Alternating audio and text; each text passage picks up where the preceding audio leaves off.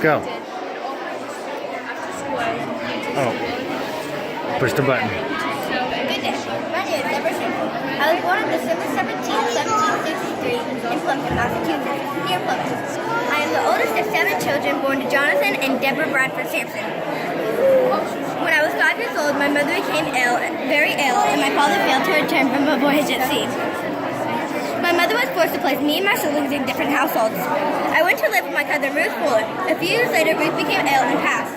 I was then sent to live with Miss Thatcher, an old widow I took care of. Within a year, Mrs. Thatcher was sent to live with family due to illness.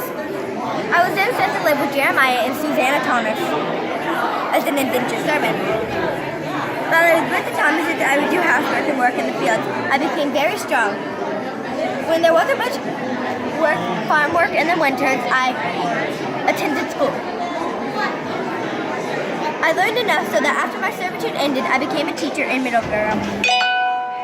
A few years later, at the age of 21, I enlisted in the Continental Army as a man named Robert Shirtlift. I disguised myself as a man, but performed my duties as well as any other man. I was then sent to West Point where I was wounded. I took care of my own wounds that no one would discover I was a woman. Unfortunately, I never healed properly. I was later hospitalized for fever in Philadelphia. My doctor discovered I was a woman. He made arrangements for me to receive an honorable discharge from the Army at West Point on October 25th, 1783, without people discovering I was a woman. After returning home, I met Benjamin Buchanan, a farmer.